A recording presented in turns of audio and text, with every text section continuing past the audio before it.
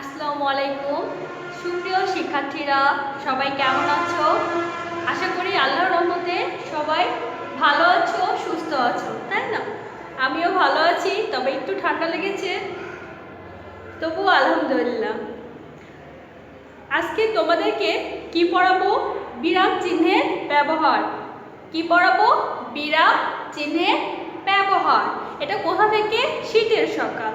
তোমরা তোমাদের পাঠ্য বইটা পাশে নাও, তারপরে খুলো, দেখো তোমাদের পাঠ্য বইয়ের 18 নম্বর পৃষ্ঠায়। কোথায় আছে? তোমাদের পাঠ্য বইয়ের 18 নম্বর পৃষ্ঠায়। আজকে আমরা দেখব যে বিরাম চিহ্নের ব্যবহার কিভাবে হয়, তাই না? আমরা অনেকেরই সমস্যা আছে যে আসলে কোন জায়গায় কোন বিরাম চিহ্ন বসবে। আশা করি আজকের ক্লাসের মাধ্যমে তোমাদের অনেক সহজ হবে যে আসলে কোথায় বিরাম চিহ্নের ব্যবহার করতে হয়।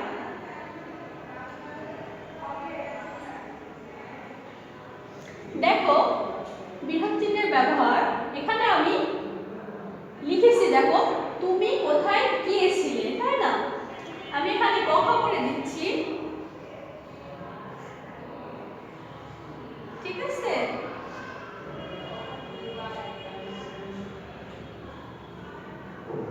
আমি এখানে ক করে মার্ক করছি। এই যে বিরাম চিহ্নের ব্যবহার তোমাদের অবশ্যই 5 মার্ক থাকবে। কিভাবে বিরাম চিহ্নের ব্যবহার করবে দেখো, এখানে আমি লিখেছি তুমি কোথায় গিয়েছিলে। তুমি কোথায় গিয়েছিলে, তাই না? তাহলে এখানে দেখো যে কি বোঝাতে যাচ্ছে, তুমি কোথায় গিয়েছিলে। তাহলে কোন বিরাম চিহ্ন বসতে পারে একটু অনুমান করো, দেখো কি হয়। তুমি কোথায় গিয়েছিলে, এটা কি মনে হচ্ছে যে দাঁড়িয়ে বসবে? এখানে কি কথা শেষ? না, মনে হচ্ছে না যে এটা দ্বারা কাউ কোনো এইটা দ্বারা কি প্রশ্ন করা বোঝাচ্ছে, এরকম কি মনে হচ্ছে না? আচ্ছা, তাহলে তুমি কোথায় গিয়েছিলে, এখানে কোন চিহ্নটি বসবে বলো তো? এখানে প্রশ্নবোধক চিহ্ন বসবে। কি বসবে? প্রশ্নবোধক চিহ্ন। তাহলে তুমি কোথায় গিয়েছিলে, এখানে কি বসছে? প্রশ্নবোধক চিহ্ন, তাই না? কি সহজ হয়ে যাচ্ছে না? যখন কাউকে প্রশ্ন করা হবে বা কোনো কিছু জানতে চাওয়া হচ্ছে প্রশ্ন আকারে, তখন কি হবে? তখন সেখানে কি প্রশ্নবোধক চিহ্ন হবে। বুঝতে পেরেছো? তাহলে এখানে দেখো যে তুমি কোথায় গিয়েছিলে, তুমি কোথায় গিয়েছিলে, তাহলে ওখানে কোন চিহ্নটি বসছে? প্রশ্নবোধক চিহ্ন, তাই না? এখানে কি চিহ্ন বসছে? প্রশ্নবোধক চিহ্ন। এরপরে দেখো খ নাম্বার, নানা বেড়াতে এসেছে। এখানে কি বলছে? বলা হয়েছে নানা বেড়াতে এসেছে। আচ্ছা, এর মাধ্যমে কি মনে হচ্ছে যে কথা শেষ হয়ে গেছে বা আরো কিছু কথা আছে? আমার তো মনে হয় যে এখানে কথা শেষ। নানা বেড়াতে এসেছে, তাই না? নানা বেড়াতে এসেছে। তাহলে বলো দেখি এখানে কি হবে? আচ্ছা, আমি জানি তোমরা অনেকেই বলতে পারবে, তাই না? বলতে পারবে না? আচ্ছা, যখন স্কুল খুলবে আমি কিন্তু প্রত্যেকের কাছ থেকে কি এটা আমি জানবো। নানা বেড়াতে এসেছে, দাঁড়ি, আমার কথা শেষ, তাই না? নানা বেড়াতে এসেছে। যখন কোনো কিছু আকাঙ্ক্ষা থাকে না, এক কথা শেষ হয়ে যায়, সেটাই হচ্ছে কি দাঁড়ি, তাই না? তাহলে এখানে কি বসবে? নানা বেড়াতে এসেছে। তার মানে কি আমার কি আর কোনো কিছু জানার আকাঙ্ক্ষা যাচ্ছে না, সেজন্য এখানে কি বসছে? দাঁড়ি। কি বসছে? দাঁড়ি। আর এখানে কি বসেছে? প্রশ্নবোধক চিহ্ন। এখানে কি বসেছে? প্রশ্নবোধক চিহ্ন। যখন আমি কারো কাছে কোনো কিছু জানতে চাইবো, প্রশ্ন করব, সেখানে কি হবে? প্রশ্নবোধক চিহ্ন বসবে, তাই না? সেখানে কি হবে? প্রশ্নবোধক চিহ্ন হবে। আর এখানে নানা বেড়াতে এসেছে, নানা বেড়াতে এসেছে। তাহলে এখানে কি বসবে? অর্থাৎ আমার আকাঙ্ক্ষা হচ্ছে না, আমার কোনো কিছু জানার আকাঙ্ক্ষা হচ্ছে না, অর্থাৎ এখানে কি বসবে? দাড়ি। এখানে কি বসবে? দাড়ি। আমি দাঁড়িয়ে বসিয়ে দিয়েছি। এবার গ নাম্বার দেখো, রোদ মিষ্টি হয় কি করে? রোদ মিষ্টি হয় কি করে, তাই না? এখানে কি বলছে? রোদ মিষ্টি হয় কি করে। তাহলে কি আমার জানার একটা আকাঙ্ক্ষা বেড়ে যাচ্ছে না? রোদ মিষ্টি হয় কি করে? কি করে? এই যে আমার একটা জানার আকাঙ্ক্ষা, এই আকাঙ্ক্ষা যখনই থাকবে তখন সেটা কি হবে? প্রশ্নবোধক চিহ্ন। সেখানে কি বসবে? প্রশ্নবোধক চিহ্ন, তাই না? রোদ মিষ্টি হয় কি করে? রোদ মিষ্টি হয় কি করে? আমার একটা জানার কি ইচ্ছা, আমার আকাঙ্ক্ষা যে আসলে রোদ মিষ্টি হয়। তাহলে কি করে হয়? কি আমার মনে হচ্ছে না যে আমি একটা জানি আসলে কি করে মিষ্টি হয়? এই যে কি করে, কি, এখানে কি বসবে? প্রশ্নবোধক চিহ্ন। কি বসবে? প্রশ্নবোধক চিহ্ন। বুঝতে পেরেছো তোমরা? আশা করি তোমরা বুঝতে পারছো। তবে এর উপরে যদি আরও কয়েকদিন আমি ক্লাস নেই তাহলে কি তোমরা মোটামুটি বা ভালোভাবে আর কি বিরাম চিহ্নের ব্যাপারটা শিখে ফেলবে, তাই না? আচ্ছা, তাহলে এখানে কি বসছে? প্রশ্নবোধক চিহ্ন। কি বসছে? প্রশ্নবোধক চিহ্ন। এরপর দেখো ঘর আমারে আমার ভালো লাগছে। আমার ভালো লাগছে। কি বলছে? আমার ভালো লাগছে। এখানে কি আমার জানার ইচ্ছাটা শেষ, আমার কোনো আকাঙ্ক্ষা নেই, অর্থাৎ মনে হচ্ছে আমি থেমে গেছি, তাই না? আমার ভালো লাগছে। আমার ভালো লাগছে, এই যে ভালো লাগা, ঠিক আছে? ভালো লাগা, আমার ভালো লাগছে, এই যে ভালো লাগাটা সেখানে কি হবে? থেমে গেছে, অর্থাৎ থেমে গেছে, আর কোনো প্রশ্ন যাচ্ছে না। তাহলে সেখানে কি হবে? আমার ভালো লাগছে। এখানে আমরা থেমে গেছি, এই থেমে যাওয়ার জন্য কি দাঁড়ি। কি দাঁড়ি। তাহলে এখানে কি বসবে? দাঁড়ি। আমার ভালো লাগছে। এরপর দেখো তোমার ওষুধ খাওয়া প্রয়োজন। তোমার ওষুধ খাওয়া প্রয়োজন। তাহলে এখানে কি হবে? তোমার ওষুধ খাওয়া প্রয়োজন, তাই না?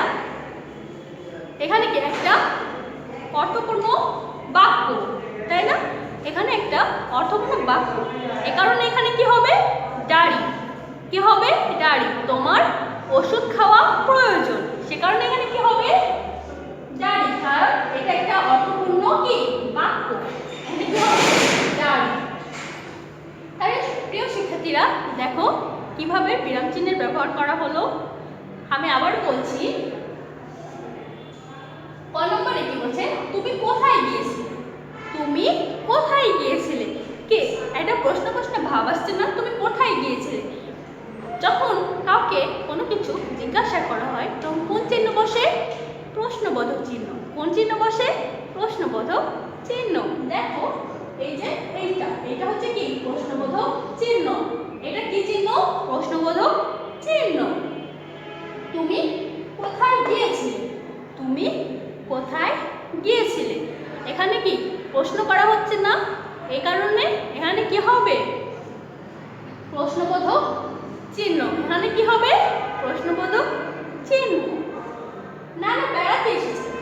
নানা বেড়াতে এসেছেন, এটা কি অর্থপূর্ণ বাক্য, এ কারণে এখানে কি বসেছে? দাঁড়ি। নানা বেড়াতে এসেছেন, তাই না?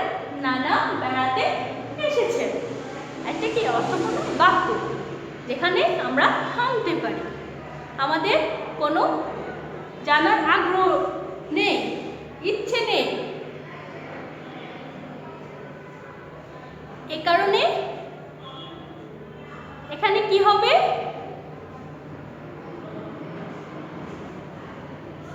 নানা বেড়াতে এসেছেন, এখানে কি হবে? দাঁড়ি। এখানে কি হবে? দাঁড়ি। রোদ মিষ্টি হয় কি করে? রোদ মিষ্টি হয় কি করে, তাই না? রোদ মিষ্টি হয় কি করে, এখানে কি প্রশ্ন করা হচ্ছে না? রোদ মিষ্টি হয় কি করে, আমাদের জানার আকাঙ্ক্ষা বেড়েই যাচ্ছে। আমরা জানতে চাচ্ছি আসলে রোদ মিষ্টি হয় কি করে, তাই না? এটা তো আমাদের কি প্রশ্নটা বাড়িয়ে দিচ্ছে না? হ্যাঁ, প্রশ্নটা বাড়িয়ে দিচ্ছে। এই কারণে কি রোদ মিষ্টি হয় কি করে? এখানে কি হবে? প্রশ্নবোধক চিহ্ন হবে। এখানে কি হবে? প্রশ্নবোধক চিহ্ন হবে। এরপরে আমার ভালো লাগছে। আমার ভালো লাগছে। আমার ভালো লাগছে। তাহলে এখানে কি হবে? ডাড়ি। আমার ভালো লাগছে, অর্থাৎ এটি কি একটি অর্থপূর্ণ বাক্য, সেজন্য এখানে কি বসেছে? ডাড়ি। এরপরে তোমার ওষুধ খাওয়া প্রয়োজন। তোমার ওষুধ খাওয়া প্রয়োজন। এই কারণে কি বসছে? তোমার ওষুধ খাওয়া প্রয়োজন। কি একটা অর্থপূর্ণ বাক্য, এই কারণে এখানে কি বসেছে? ডাড়ি। এখানে ডাড়ি বসেছে অর্থপূর্ণ বাক্যের জন্য। এখানে ডাড়ি বসেছে। এখানে কি প্রশ্ন, অর্থাৎ জানার আকাঙ্ক্ষা বেড়ে যাচ্ছে, সেজন্য এখানে কি প্রশ্নবোধক চিহ্ন। প্রিয় শিক্ষার্থীরা, আমরা কিন্তু গত ক্লাসে কি পড়েছিলাম? আমরা গত ক্লাসে কি পড়েছিলাম? পোহার, মিষ্টি, নাস্তা। বলো দেখি, মিষ্টি অর্থ কি? আমরা সবাই জানি মিঠা। মিষ্টি শব্দের অর্থ কি? মিঠা। নাস্তা শব্দের অর্থ কি? এটাও আমরা সবাই জানি কি? সকালের খাবার। কি? সকালের খাবার। নাস্তা শব্দের অর্থ কি? সকালের খাবার। পোহানো, উপভোগ করা। পোহানো শব্দের অর্থ কি? উপভোগ করা। পোহানো শব্দের অর্থ কি? উপভোগ করা। মিষ্টি শব্দের অর্থ কি? মিঠা।